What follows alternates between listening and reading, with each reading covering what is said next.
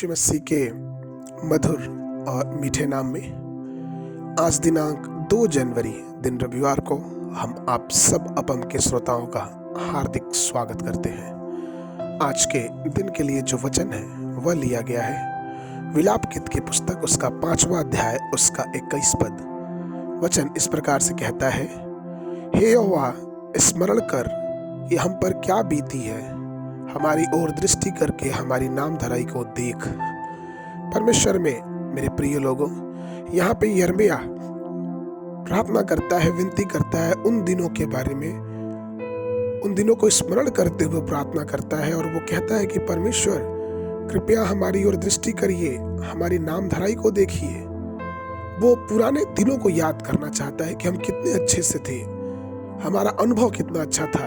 और फिर जब हमने परमेश्वर के वचनों से अपने आप को दूर किया, हमने मनुष्य की चाहत में, संसार की चाहत में जब अपने आप को परमेश्वर से अलग कर दिया, तो हमें किस प्रकार से नाम धराई हमारे जीवन में मिलने लगी। एक घटना कहा जाता है कि एक जवान लड़का था, वो अपने परिवार को बहुत प्यार करता और अपने भाई बहनों के साथ बहुत अच्छे से रहता। अपने शुरुआती दिनों में वो संगति में, प्रार्थना में, दुआ में हमेशा आगे रहता। लेकिन जैसे जैसे वो बालक बड़ा होता गया, उसकी दोस्ती, उसके मित्र उसे सांसारिक रास्ते पे लेते गए और वो अपने सांसारिक सुख विलासों में अपने जीवन को व्यतीत करता गया और वो परमेश्वर की स्तुति, परमेश्वर की आराधना, परमेश्वर से प्रार्थना करना बिल्कुल ही मानो भूल सा गया था। और उसे एक बहुत बुरी आदत थी शराब या फिर मदिरा पीने की, और वो इतना पीने लगा कि बाद में उसकी अतड़ियाँ सड़ने लगी और डॉक्टर ने जवाब दे दिया कि नहीं, इसका कुछ नहीं हो सकता।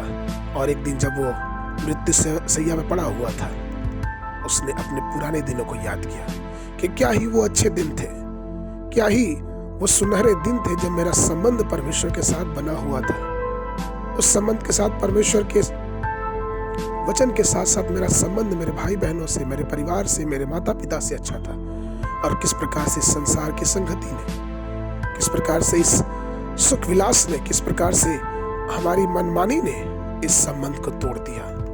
और उसने परमेश्वर को पुकारा, परमेश्वर से उसने माफी मांगा और परमेश्वर ने उसके पुराने दिनों को फिर से ताजा कर दिया, उसे छू के चंगाई दिया और वो जवान फिर से परमेश्वर के नाम की स्तुति करने लगा। प्रभु में मेरे प्रिय लोगों, इसी प्रकार से यिर्मयाह भविष्यवक्ता भी कहता है अपने 18 और उसके 4 पद में, और जो मिट्टी का बासन वह बना रहा था वो बिगड़ गया, तब उसने उसी को दूसरा बासन अपनी समझ के अनुसार बना दिया।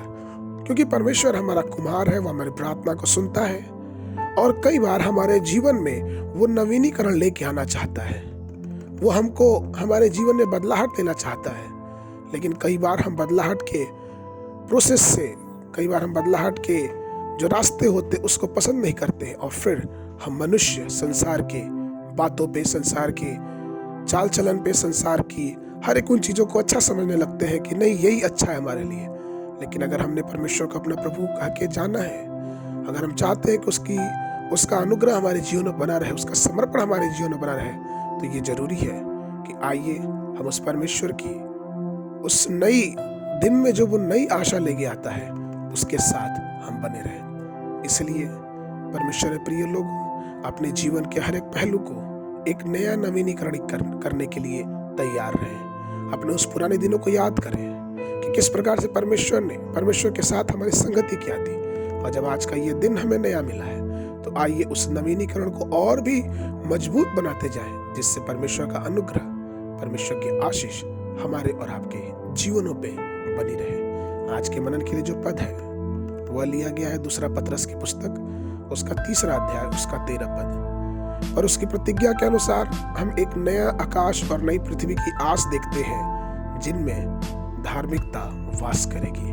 अगर आपने इस वर्ष में बाइबल पढ़ने की योजना बनाई है तो आज की जो बाइबल पठन है वो सुबह के समय उत्पत्ति की पुस्तक उसका 4, 5, 6 और संध्या के समय में मत्ती रचित सुसमाचार उसका 2 अध्याय। परमेश्वर आप सबको आशीष देवे।